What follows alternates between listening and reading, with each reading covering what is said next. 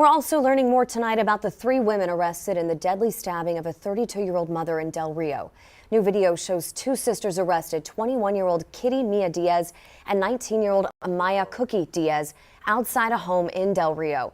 The 2 women and 21-year-old Keandra Renee Faz are accused of beating and stabbing Caroline Peña to death. Officers say video showed Peña arriving to Faz's house shortly after the 2 sisters are seen arriving. One of the women is later seen approaching Peña with a knife. 1 week has passed since Caroline's death, and this criminal complaint fills in a lot of the gaps we had before. It describes what police say was captured on video, how the confrontation unfolded, and what investigators say happened after Caroline Peña was stabbed. This is something that it is not the norm for us in any way, and I think that's one of the reasons that it's getting so much attention. What resonates with the public nationwide isn't just the crime itself. I think a lot of it is that the victim was a mother of 5, and there was 3 against 1. It's a hot Thursday afternoon in a small Texas town, and someone is filming. 2 young women are being walked to a police car, handcuffs on, officers on each side. This part is ordinary. It happens every day in every city. Then one of them looks at the camera. She's smiling, not nervous, not scared. She leans toward the open window, sticks out her tongue, and plays to the lens like she's shooting a clip for her friends. Barefoot, loose, like the afternoon is going her way.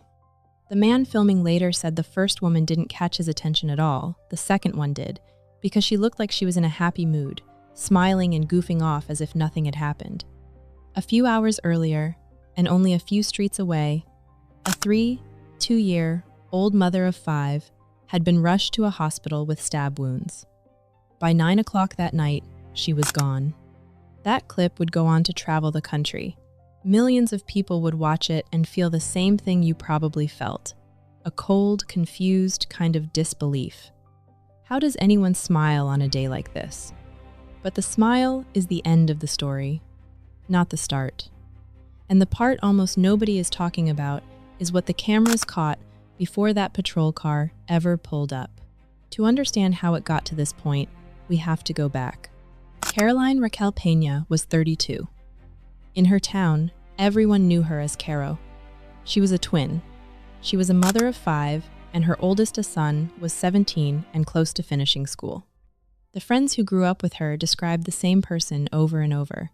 Funny, loyal, the bubbly one with the laugh you could pick out of a crowd. One friend, who'd known her since they were teenage mothers together, put it simply, Caro was born to be a mom, and she loved it. That's the short version, and the short version is the point. Because Caro wasn't a headline to the people who knew her. She was the one who showed up, the one who reconnected years later like no time had passed. Everybody's bubbly person. You know, she just had this infectious laugh. Zelina Ochoa says she and Caro met as teen moms, learning motherhood and life side by side. She was one of those people that she was born to be a mom. So she really loved to be a mom. Caro was 32 years old, a twin and a mother of 5. Her friends say she was the kind of person who could turn your day around and the kind who showed up when others didn't. If you needed something and she had it, even if it was her last, she was going to give it to you. Her best friend, Cristina Salinas, says the two were inseparable. The night before, an ordinary night, she was at a friend's house, cooking. Her daughter was there. One of her closest friends, Cristina Salinas, later said they were together that evening, a normal night that gave no sign of being one of the last. The next day, that same friend's phone rang, Caro's name on the screen. Salinas missed the call. Minutes later, it was already too late, and she has since said that if she'd picked up, she thinks she could have been there, that it might not have gone the way it did. Nobody knows what that call was. A plan for the day. A warning. Something ordinary that would have stayed ordinary if it had just been answered. Hold on to that, because it's one of the questions this case never quite closes. The town itself is Del Rio, a border city in southwest Texas, a couple hours west of San Antonio. Small, the the kind of place where people know the intersections by name. Not the kind of place where a mother of 5 is attacked in the open in the middle of an afternoon. But that's exactly what happened. Here's what investigators say the cameras saw. Not rumor, court documents. On June 25th, Caro arrived first, pulling up to a home on East 10th Street in a black pickup. A few minutes later, the two sisters arrived in a black Chrysler 300. According to the complaint, one of them, 19-year-old Amaya, known as Cookie, got out of the passenger seat holding what investigators believed was a knife and approached Caro. The affidavit says she struck Caro in the back, and blood immediately showed on the back of her shirt. Then, police say, the older sister, 21-year-old Kitty, began assaulting her too, and their friend 21-year-old Keandra Renee Faz joined in. The attack was broken up, and the three left the area. This is a detail worth slowing down on. This wasn't hidden, it was daytime. There were people who could see. Whatever set those few minutes in motion, the people involved didn't wait for dark and didn't pick somewhere private. Officers first heard about it around 2:10, when a report came in of a woman at the hospital with multiple stab wounds. Caro's injuries were serious enough that she was airlifted to San Antonio. For the people who loved her, the next hours were just waiting and hoping. Around 9 that night, investigators were told she had died. And here's the question that's been sitting under this entire case from the beginning, the one police still have not answered. Caro drove to that house herself. She had a reason to be there. So what was the reason? What happened in the minutes before Cookie stepped out of that Chrysler? Detectives moved fast. They pulled surveillance video from around the scene. They collected physical evidence. They interviewed witnesses. And in a spot that public, in the middle of the afternoon, there were witnesses. Piece by piece, 3 names came together: Kitty, Cookie, and Faz. By around 4 o'clock that same afternoon, officers found the sisters at a home and took them into custody without a struggle. Faz was picked up a short time later. And then came the part that turned a local tragedy into a national story. An independent journalist named Michael Elizondo was at the scene, filming. He said the first woman went into the patrol car and he thought nothing of it, just another arrest. But the second one stopped him cold. She was smiling, goofing off, acting, in his words, like nothing had happened at all. That's the clip. That's the tongue out the window, the barefoot ease, the grin that millions of strangers would replay and try to make sense of. Even the booking photos carried it. The smiles were still there. The police chief, Frank Ramirez, said what a lot of people were thinking. He said you'd expect a little more remorse in a situation like that to him, it looked callous. But I know they're looking into anything, and they're looking into possible motives, and they've got a pretty good amount of them that they're going through right now, putting all their efforts into it to figure out exactly what happened, to make sure that every avenue is pursued.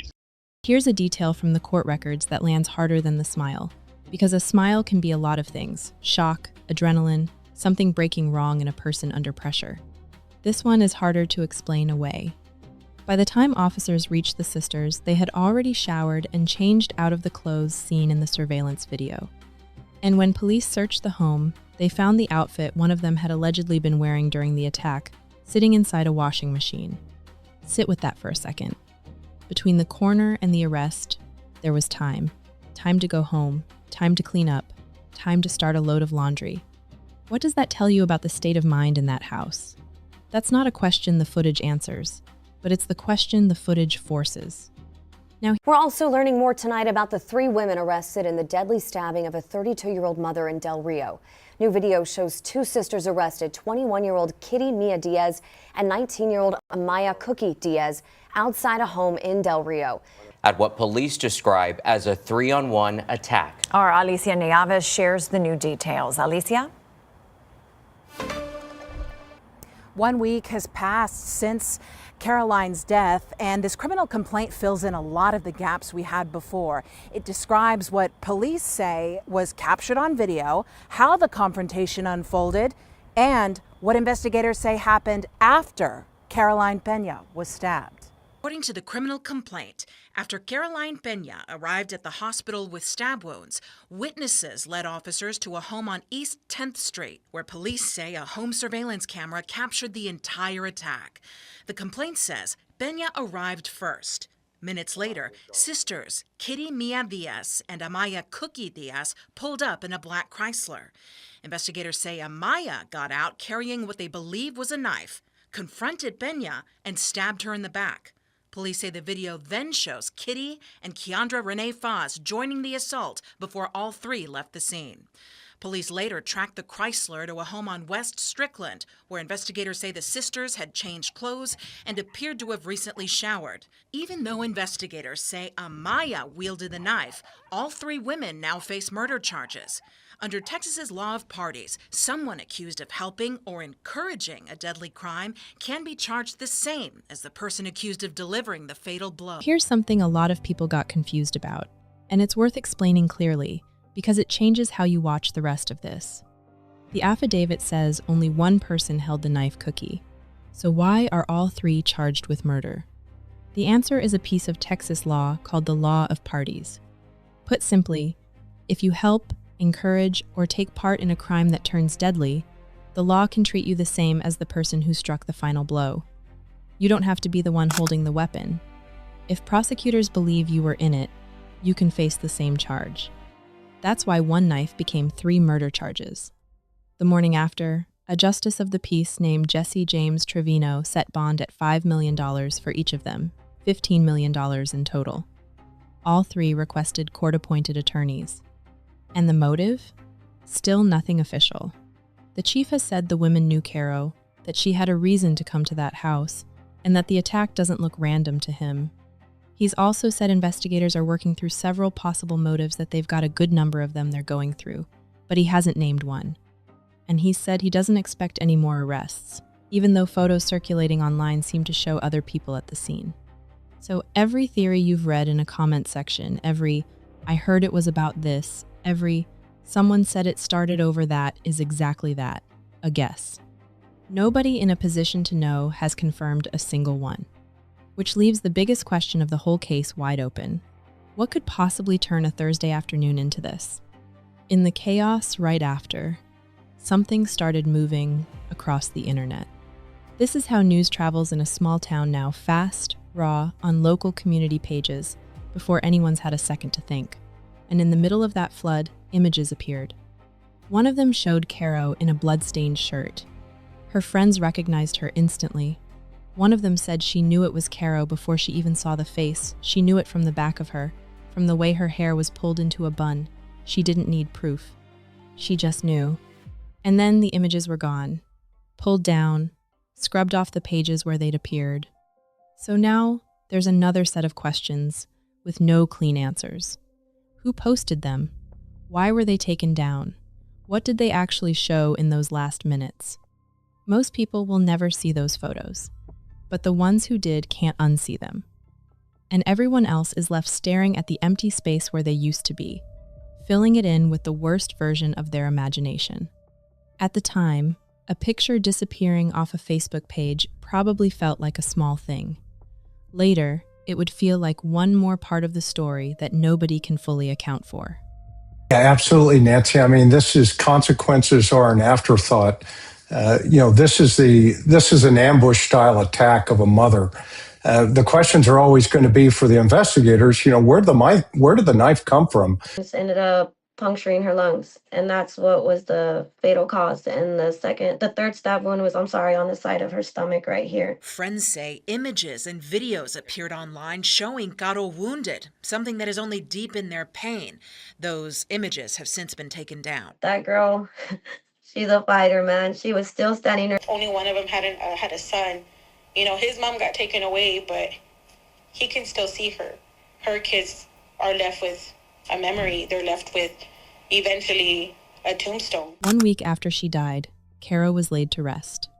And this is the part the smiling clip never shows you, the part that keeps going long after the video stops trending.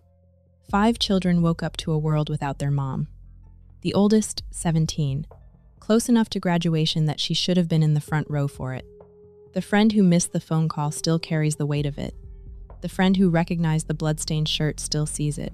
One of them shared a home camera video of one of Caro's last visits, an ordinary moment she didn't know would be among the last, saying it felt like a part of her had been ripped out and wasn't coming back. Her closest friend said something that stays with you, that no matter how much justice gets served, it doesn't bring her friend back to the room. That's the real weight of this, not the grin on camera. A family handed a death and no reason. A small town that now has to drive past a familiar street knowing what happened there. Kids who have to grow up inside a question that may not get answered for a long time. Because that's the cruelest part of a missing motive. It doesn't just frustrate strangers online. It sits on the people who loved her, the ones who need a why the most and have been handed silence instead. So where does this actually stand? 3 women, Kitty Mia Diaz, Amaya Cookie Diaz, and Keandra Renee Faz, are held on $5 million bonds each, waiting on a legal process that moves slowly and on purpose. There will be court dates. There will be more information, because cases like this don't stay sealed forever. Evidence gets entered, statements get made. Eventually, in a courtroom, instead of a comment section, the fuller story of what happened on that street will start to come out. Whether that story ever includes a clear reason, whether anyone truly explains the timing, the laundry, the deleted photos, the smile, none of us gets to decide. We just get to watch. And a mother of 5 deserves to have her name said until someone answers for it. One thing has to be said plainly, and it matters. Kitty Mia Diaz, Amaya Diaz, and Keandra Renee Faz have been charged with murder. They have not been convicted of anything. Under the law, they are presumed innocent, unless and until they're proven guilty in a court. A smile on camera is not a verdict. Laundry in a washing machine is not a verdict. Only a court can decide that, and that process is just getting started. Caro deserves more than a viral clip. She deserves the full accounting, and so do those 5 kids. So I want to hear from you. Based only on what's actually been confirmed, the daytime attack, the change of clothes, the smile, the missing motive, what do you think the police know that they haven't said yet? And why do you think they're keeping it quiet? Drop your honest take below. And tell me where you're watching from. City, country, wherever you are. I read the comments. If you want the real updates on this case as they land the confirmed facts, not the rumors, subscribe and turn on notifications. When there's a court date, when a motive is finally named, when there's something real to report, I'll bring it to you. And I'll always tell you the difference between what's been proven and what's just noise.